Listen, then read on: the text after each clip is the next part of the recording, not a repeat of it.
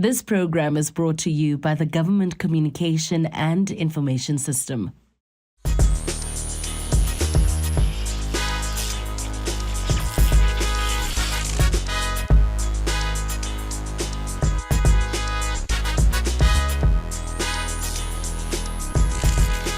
Yagamugela Mbugeli, you are watching Citizens Connect Konalagu SABC2. Namhlanje sikhuluma ngendaba eyama-Hawks. Sihlala sizwa njalo ukuthi ama-Hawks ayenza kanjena aphenya loku nalokuya. Kodwa asazi ukuthi kahle kahle igunya labo yini. So we took to their office in Alberton to find out more. Zibonele ngokwakho. My name is Martin Nailana. I'm a captain in the DPCI, that is for Directorate for Priority Crime Investigation, otherwise known as the Hawks. We are investigating serious corruption offenses. Well, corruption is simple. You receive or offer gratification, something that you know as we human. I get a salary. Yeah, and then you do your official duties. Ikawa department or family corruption humana something se wrong as utshwana skare. Ikaba I gift, ikaba chelete, ikaba favor. You will mudira motho ene o wena o tseba at the back for mind or there's something wrong about doing that.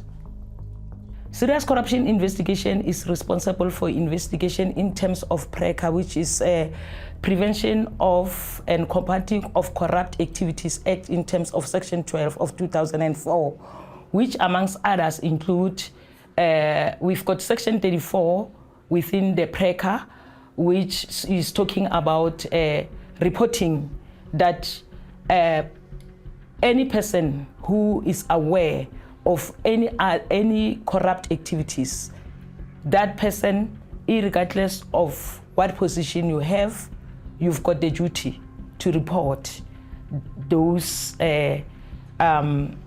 activities, illegal activities relating to corruption. And to challenge more corruption, or everybody know. Everything and corner by jagana corruption. I in a position. Kasser is selected to who the top managers, middle managers, everywhere. But Rena as the DPCI, we are trying our level best for railway chain. I think we are winning. We are the Hawks. I mean, you see us everywhere. We headlines. We on TV. We investigate national priority crimes. And we take our job very serious. You know, we investigate without any fear or favor, irrespective of which private, public sector. I mean, we investigate our own as well. So just know that corruption, at the end of the day, I work in the environment of corruption. We also investigate serious organized crime as well and commercial offenses. So we take our job very serious, and if a file lands on our table, we will investigate without any fear or favor.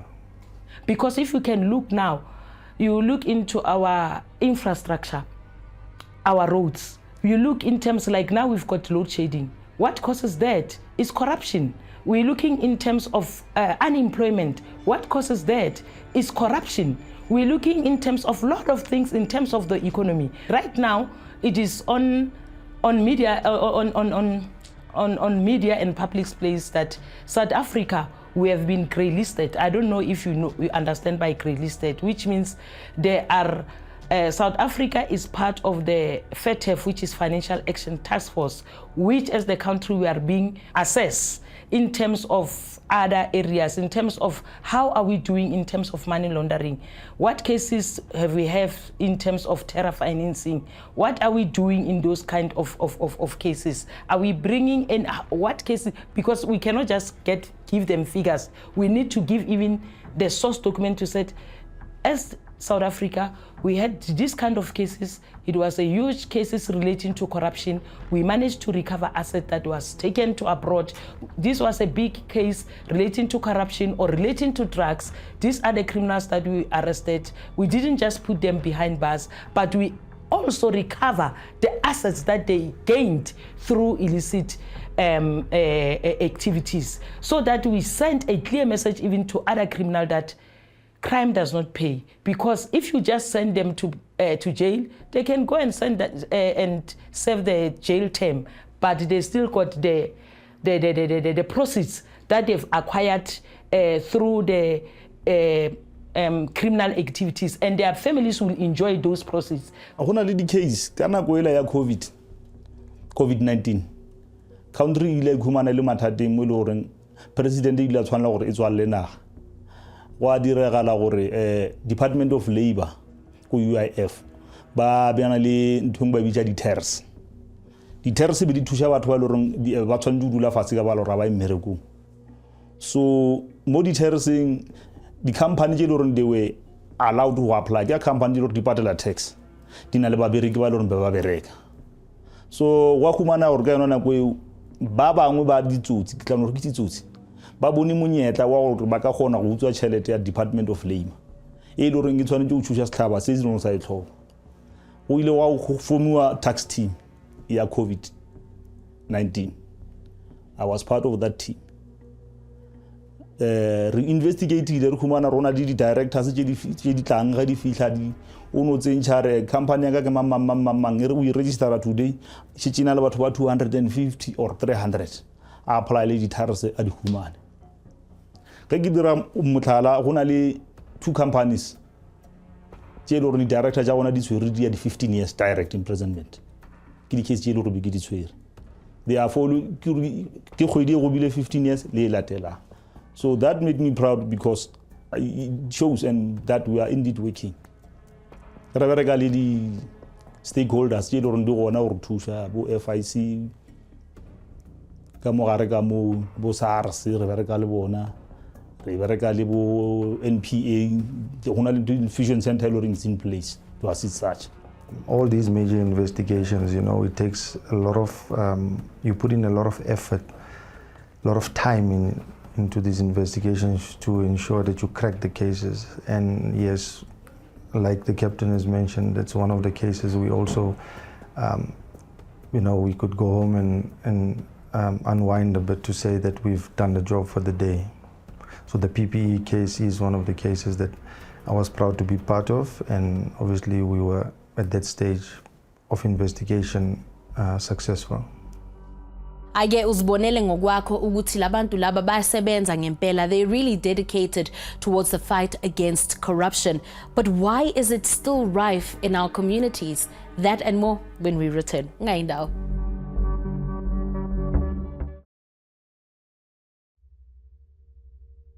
Welcome back. Usabukele iCitizens Connect, and sisaqhubeka ke ngediscussion yethu namhlanje about corruption. And with me to help me unpack this is Warrant Officer Jodash Pillay ophuma kuma-Hawks. But also with us is Refilwe Chulu, who is a legal researcher at Corruption Watch. Guys, thank you so much for your time. Thanks for having me. Thank you. Perhaps ake ngiqale ngawe Refilwe by unpacking or defining ukuthi kahle kahle i-corruption yini. So corruption would be the misuse of public resources for one's own benefit. So for instance, where you have a department, let's say, where funds are used, for instance, to buy medication in the department. I'll take the Department of Health as an example. And then that money is not even used to buy medication, but someone takes that money for their own personal use. Yeah. And Jodash, you are at the heart of fighting corruption, combating it, one of the pillars, of course, that the Hawks is dealing with. How would you then define it? So corruption basically is any person who gives or receives or offers to give or receive any form of gratification which amounts to an unauthorized or improper inducement to act or not to act in a proper manner. So the gratification we talk about, or the Act refers to, is obviously money, gifts, donations that are not declared within either public or private sector, as well as acting with favor, privilege to another. So that forms part of the act of corruption. One would be obviously guilty if acting in such manner. The problem is quite big. I mean, we've seen with the Corruption Perception Index where South Africa has scored 41.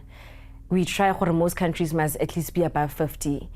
And with us dropping from about 43, 45 to 41 is not really such a good thing, because Elemosa, or it means that your average businesses and people out there believe South Africa is a corrupt country and that we don't have the resources or the means to actually fight against corruption. You know, as Rifulu has said, in terms of statistics and stuff, the increase of corruption, it frustrates the society, obviously, because they're not capable to operate in an efficient or effective manner. And also, it's not easy for government to achieve whatever they, in terms of national development plan for 2030 and so forth. And corruption undermines our constitution. It destabilizes our economy, and in general it has a negative effect on society. I mean, in terms of socio-economic development, how do we build, which means the poor will always remain poor. We see the results of corruption in terms of the lack of basic services that we see, and this goes throughout all the communities. And this obviously affects the vulnerable, because if your basic services are not working properly, for instance, hospitals don't have enough medication, don't have enough doctors, it's always the vulnerable community that's more affected than those that have the funds to go to private hospitals. So yes, we need the public to report corruption, obviously to work with us in combating corruption. And like I've said, we cannot do this alone. We need external role players, stakeholders to come on board as well. And it begins with us. They say change begins with you. And my only advice to the public is that you do the right thing even when nobody is watching. For us to act in a manner that is ethically, with integrity, so that we can be the change. It starts with us. We all want everyone else to change, but we ourselves have to do introspection. I think that's a good point. And so, are the solutions even there? I mean, you're mentioning various agencies that could work towards that, but do they have the teeth? Do they have the resources and the power to actually institute change? The power is there. I believe that, like I said, one of the issues is the resources, capacitating those agencies. I do also think that in terms of South Africa could use an independent anti-corruption agency that does not sit within any law enforcement agency. For instance, Hawks sits within the SAPS, so it would actually be more beneficial if it was just a completely independent institution. I would say that political will is what we really need. Our institutions, our law enforcement agencies also we need to start seeing prosecutions taking place. We need to see that those that have been implicated in corruption, especially after the State Capture Commission, we need to start seeing those people go to courts. We need to see successes in those cases, and we need to start seeing people be arrested or even see money being paid back to the state. Well, look, the investigation into corruption, it doesn't begin and end with the Hawks. And as we know, two heads are better than one. So we rely a lot on external stakeholders. We do a lot of investigation collaboratively with financial institutions, Home Affairs, the banks, etc. And likewise, civil society on its own plays a big role, in blowing the whistle. And programs like Crime Watch and stuff, which educates people. The idea is to educate people to know that on such a level that they're able to report corruption of both private and public sector, so that we can hold people accountable. So yes, we do appreciate and we build relationship with external stakeholders. Yeah, you know, with the Hawks, we always undercover. You know, they say when someone is quiet, they're very busy. So not many people know what we do. They just, you see us on TV and obviously the raids and the arrests and stuff like that. So we do have a number of projects that are running at the moment. I will mention two, namely being the Procurement Watch tool. And that actually came out of one of the recommendations from the State Capture Commission, where we created a digital tool called the Procurement Watch tool, and that monitors the public procurement systems. And we also are busy with the Land Corruption in Africa project. And that project really sets to highlight some of the issues that are not addressed in terms of land rights and corruption in South Africa. Yeah. Looking forward to that. Thank you so much to the both of you for being with us. I was speaking to Warrant Officer Jodash Pillay, but also a legal researcher from Corruption Watch, Orifilwe Chulu. Thank you so much to the both of you for being here.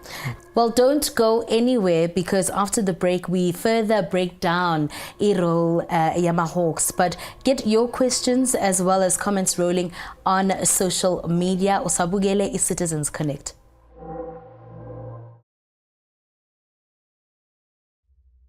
Welcome back. Usabugele iCitizens Connect. Sikhuluma ngendaba yama-Hawks ukuthi kahle kahle i-mandate yawo yini, and how can we build a synergy between communities and this organization. So with me is umuntu ophethe indawo, is Lieutenant General Godfrey Libiya, and of course he's the head of the Hawks. Ntate, thank you so much for your time. Welcome. Thank you very much, madam. Ha re qale ka go bua ka di-Hawks gore gantle what is the mandate of this organization? The mandate of the Hawks who investigate certain types of crime that we normally generally call them national priority offenses. So when you look at what is national priority offenses, there is a list of this type of offenses. The majority of them, you may hear people saying serious organized crime, serious commercial crime, serious corruption. So those are in general the types of crimes that we work on. So basically it sounds like kiri crime tsengata that would fall under the Hawks. So do you have the capacity to deal with all of these crimes? Obviously, looking at the various types of offenses that we are dealing with, we modify our mandate in such a way that some of the work will be done by the greater SAPS. So we do this by maybe deciding that the Hawks shall only investigate matters where the amount involved is more than 500,000 rands in certain types of crimes, so that the other can be dealt with by the detective at station level or by the commercial branch in the detective service, as well as the organized crime in the detective service.